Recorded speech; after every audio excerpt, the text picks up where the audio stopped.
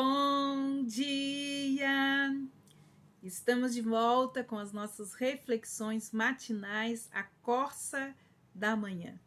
Nós estamos refletindo sobre o tabernáculo de Moisés, o tabernáculo como habitação de Deus. Estamos refletindo sobre cada detalhe da construção em paralelo com a vida de Cristo. E hoje nós vamos então comparar algo maravilhoso a respeito do evangelho que nós encontramos no tabernáculo. Que esta revelação, que esse entendimento dessas verdades eternas possam tocar as nossas vidas, abrindo os olhos do nosso entendimento sobre a nossa redenção em Cristo Jesus. Vamos caminhar novamente pelo tabernáculo, reconhecendo a glória de Deus no tabernáculo de Moisés. E hoje, podendo nós, em Cristo Jesus, experimentarmos então em nossa vida a glória de Deus, a manifestação da glória de Deus que há em Cristo Jesus. Mas antes de nós entrarmos então pela porta do átrio, nós vamos ver um outro elemento muito importante que traz verdades inestimáveis a respeito de Cristo que eu gostaria de compartilhar com vocês. Quando Deus instruiu Moisés na construção do tabernáculo, ele começou de dentro para fora. Como ele sempre faz na transformação, quando ele transforma algo em nossas vidas, ele sempre começa de dentro para fora.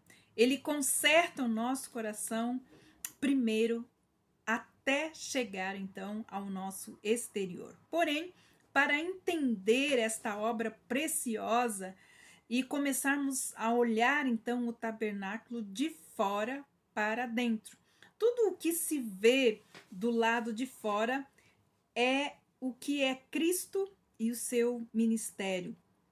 Além da entrada, como nós já falamos no nosso devocional anterior, há uma cerca de linho branco, no qual nós já conversamos que ela tipifica então a perfeição do Filho de Deus, o homem Cristo Jesus.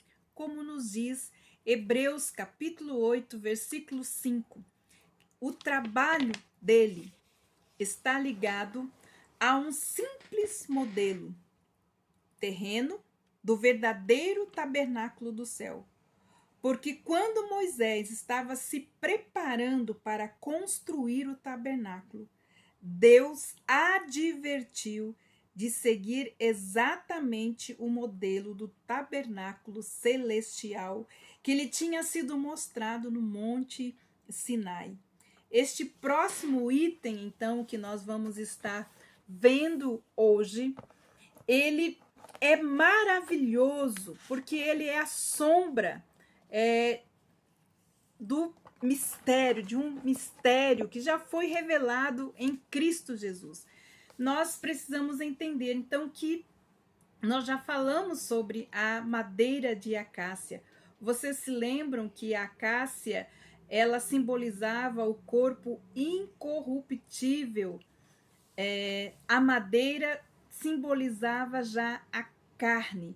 A acácia era a única madeira encontrada no deserto da Arábia, nos desertos do Oriente. E esta madeira, ela nos fala da perfeição do Filho de Deus, do Deus vivo, cujo corpo não conheceu a corrupção. Porém, Deus disse lá em Êxodo, capítulo 38, dos versículos 30 e 31, o seguinte. Vamos ler. Como bronze foram feitas as bases da entrada do tabernáculo, o altar de bronze e a sua grelha, e todos os utensílios do altar, as bases do conjunto, das cortinas do pátio e todas as estacas no tabernáculo e no pátio que ficava em volta do tabernáculo. O que nós vamos destacar aqui é em relação a este poste, esta estaca. O que eles então podem revelar para nós a respeito de Jesus? O que nós precisamos entender é que Deus disse que o poste deveria ser forrado no topo com prata, que é o símbolo da redenção. E que a base, que é a parte de baixo, tenha o bronze, que é o símbolo do sofrimento. E quero, diz ele, uma corda de pelo de cabra atada ao poste e bem presa ao chão. Pelo de cabra nos fala do pecado. Em Levíticos capítulo 9, versículo 3, a Bíblia declara que o cabrito macho era uma oferta pelo perdão. Deus disse: eu quero que ates a este poste uma corda de pelo de cabra, que esteja amarrada embaixo, como uma estaca de bronze. Então, este detalhe de estar enterrado, a parte de bronze no chão, metade para dentro e metade para fora, nós temos aqui o Evangelho. O Evangelho em um poste, um topo, uma base, uma corda e uma estaca. Temos então o Evangelho em um topo, em uma base, em uma corda, em uma estaca. O poste significa Jesus, o homem perfeito. Já na madeira, o corpo incorruptível do nosso Redentor. Na prata, o nosso Salvador. No bronze, que se fez pecado por mim. No pelo de cabra, que sofreu e morreu. E a estaca de bronze, que foi enterrada até a metade. E a outra metade estava de fora. Por quê? Porque ele ressuscitou dentre os mortos. A estaca estava enterrada metade e a outra metade para cima, representando que ele iria morrer, mas que ele iria ressuscitar. O povo de Israel tinha o Evangelho em um poste, em uma corda, em uma estaca e não podiam vê-lo. Por quê? Porque tinham apenas a sombra e não podiam vê-la. Mas hoje nós temos a substância desta sombra. Mas muitos ainda não o receberam, não fazem parte do corpo espiritual de Cristo, que hoje é a igreja. Jesus é o cabeça da igreja e a igreja que é o corpo de Jesus. O evangelho que é Jesus estava ali no chão e eles não poderiam vê-lo. Porém, quando Jesus veio para nós, nós vimos o Filho de Deus, a sua glória e a glória do unigênito do Pai. O Evangelho, então, resplandeceu em nossos corações.